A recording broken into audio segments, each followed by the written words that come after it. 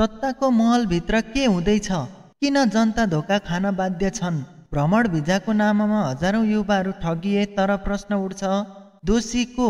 लेखकमाथि लागेको आरोप मात्र हो त, वा यसपालि पनि अपराधी उम्कने हो? दर्शकबिन नमस्कार। आजको श्रृङ्खलामा नेपाली राजनीतिकमा फेरि एउटा कालो अध्याय थपिएको छ। हामी उजागर गर्छौं नेपाली राजनीतिकमा फेरि जहाँ सपना बेचिन्छन्, नियतिहरू ठगिन्छन् र सत्ताको चुप्पीमा किन अपराध मौलाइरहेको छ भन्ने कुरामा विशेष चर्चा गर्नेछौँ। 2025 मे 22 अख्तियार दुरुपयोग अनुसन्धान आयोगले त्रिभुवन अन्तर्राष्ट्रिय विमानस्थलको अध्यागमन कार्यालयमा छापा मारेर अध्यागमन प्रमुख तथा गृह मन्त्रालयका सहसचिव तीर्थराज भट्टराईलाई पक्राउ गर्यो। उनीमाथि ठूलो रकमको सट्टापट्टा नेपाली नागरिकलाई खाडी मुलुक लगायतका देशहरूमा भिजिट भिजामा पठाउने आरोप लागेको छ। अनुसन्धानमा 1500 भन्दा बढी नक्कली कागजातहरू जस्तै शैक्षिक प्रमाणपत्र, बैंक स्टेटमेन्ट, प्रहरी रिपोर्ट र सम्बन्ध प्रमाणपत्रहरू प्रयोग गरिएको फेला परेको छ।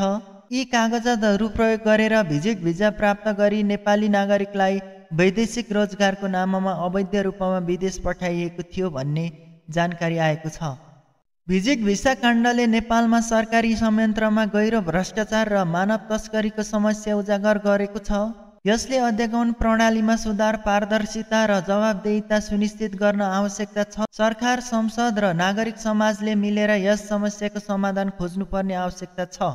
तर यसपालि प्रसङ्ग फरक छ, किनकि यसमा प्रत्यक्ष रूपमा संलग्न देखाइएका छन् अहिलेका गृहमन्त्री रमेश लेखकको।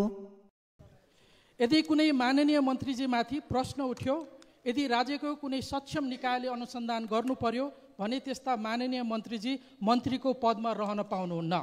त्यसकारण उहाँले राजीनामा गर्नुपर्छ। यी शब्दहरू मेरा होइनन् सभामुख महोदय, यो त यही सम्मानित सदनमा 2080 चैत 3 गते मङ्गलबारका दिन प्रतिपक्षी दलको नेताको हैसियतले वर्तमान गृहमन्त्रीज्यूले व्यक्त गर्नुभएको नैतिकताको मापदण्ड हो। सभामुख महोदय, आज यहाँ उहाँले कोरेको त्यही लक्ष्मण रेखा, उहाँले स्थापित गरेको त्यही नैतिक धरातलमाथि पठाउनु भएको सहसचिव विवादित पृष्ठभूमिको हुनुहुँदो रहेछ। तर किन उहाँलाई अध्यागमनमा पठाइयो? के गृहमन्त्रीज्यूले थाहा नपाएर, स्वच्छ भएर, सक्षम भएर भनेर पठाउनु भयो कि यो उहाँको पनि स्वार्थ जोडिएको विषय हो? यसमा अनुसन्धान हुनुपर्छ। यसमा तर अब प्रश्न उठेको छ, के मन्त्रीकै सचिवालयबाट सिफारिसहरू जान्थे? के मन्त्रीको जानकारीमा नै यस्तो धन्दा चलिरहेको थियो? गृहमन्त्री लेखकमाथि आरोप लागेपछि संसद तातिएको छ, तर उहाँले भनेका छन्, म निर्दोष छु, यदि दोषी ठहरिए भने राजनीतिकबाट सन्यास लिन्छु। अब यसमा दुईटा प्रश्न उठेको छ। दोषी प्रमाणित नभएसम्म मान्छे निर्दोष मानिन्छ, यो कानुनी सत्य हो। तर जबसम्म निष्पक्ष छानबिन हुँदैन तबसम्म जनतामा शङ्का रहन्छ। किन बारम्बार जनता ठगिने? यो नयाँ कथा होइन। कहिले सुन तस्करी, कहिले भिजाकाण्ड, कहिले नक्कली शरणार्थी प्रकरण।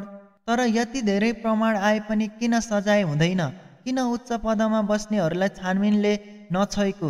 जनता त प्रश्न गर्छन्। हामी गरिब भएकै कारण हामीमाथि मात्र कानुन लाग्ने हो?